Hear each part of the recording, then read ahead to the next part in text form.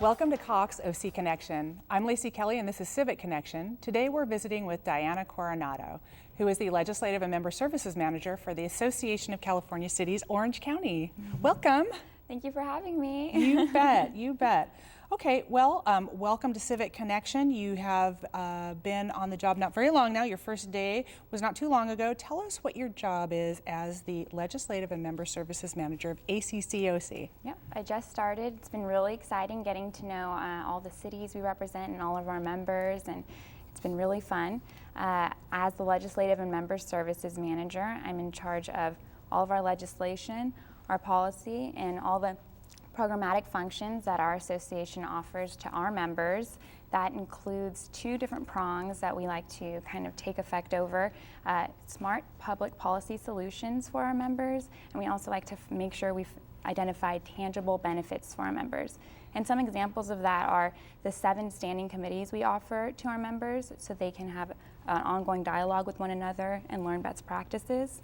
We also have a customized legislative tracking system, which I'm really excited about. And additionally, we also offer different educational opportunities for our members through different programs that we partner with Cal State Fullerton and UCI.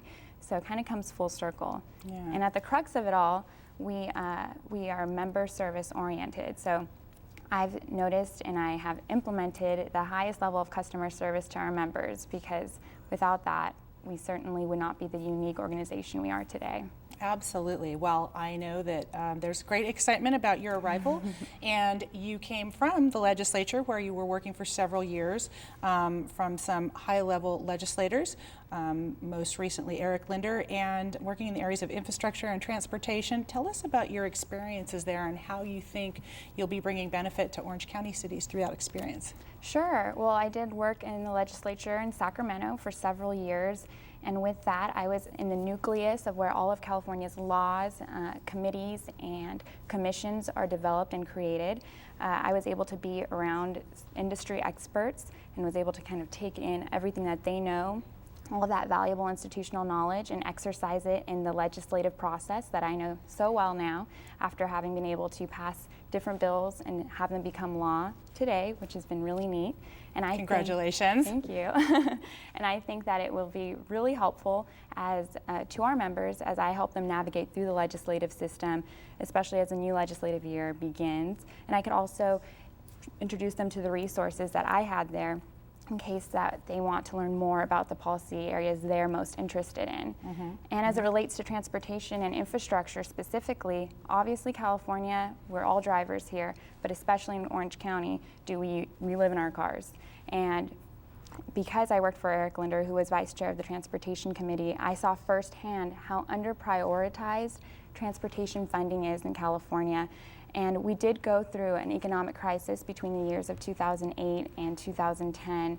And unfortunately, Sacramento used a lot of local cities and counties' monies towards trying to fill the gap of what was that economic crisis to basically just make government function. Right. And now that we're recovering from that time and being able to establish what is a rainy day fund, hopefully we can bring back the monies to the locals and counties so they can continue to prioritize infrastructure and transportation and just maintenance and safety. Reclaim funds. I know Absolutely. that the members, cities in Orange County would love, love, love to see that. You recently launched a legislative ideas format on the ACCOC website. You're looking for cities to tell you what they would like to see in terms of laws passed or any cleanup. What's your vision? What do you think will come of that? Well, it's brand new. We just launched it. Our motto at ACCOC is building legislation from the ground up. And what better way to collect great legislative ideas than engaging our members and affiliate members, local city electeds, to see what has been working that's come down from Sacramento and maybe what hasn't. And I anticipate that we're going to see a wide array of anything from reclaiming funds for cities and locals and maybe streamlining different types of infrastructure projects to bring business back to our local city governments and give them the autonomy they're looking for. So I'm really excited to get those ideas. Certainly go on our website, fill fill out and submit your form, because your legislative ideas will become actual legislative proposals and eventually law, hopefully. Yeah, hopefully they will, and you have experience getting that done. Absolutely. So, moving on to our partnership, the ACC's partnership with the Orange County Business Council, you will be co-leading a trip to Sacramento for not just Orange County cities, but the business community. Will work with OCBC to sort of bring the region to Sacramento. What are your thoughts about how this region could be most impactful in Sacramento with that trip?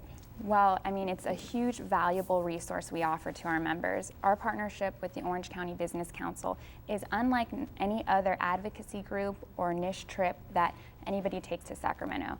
Orange County brings the business groups, we bring the elected officials and our affiliate members, and are able to engage our elected officials in Sacramento and in Washington, D.C. on a more regional level, like you spoke to, which is great. They love that. They want to see what we're doing every day of the year together, working towards our common goals. And when they see a group that big and that powerful with that many key players, that truly has an impact on not only our group, but the elected officials we go and visit. We certainly get the attention. Absolutely, absolutely. Thanks, Dinah. Okay, real quickly, in our last few seconds, any threats or opportunities you see coming at local governments from Sacramento? Yeah, there's always threats and opportunities in every situation. I think one is definitely the implementation of AB 32 as it relates to cap and trade funds and credits actually being transferred and implemented in our city. So that's an opportunity for revenue there, but it's also it's also a possible challenging managing situation, as gas prices will go up in 2015,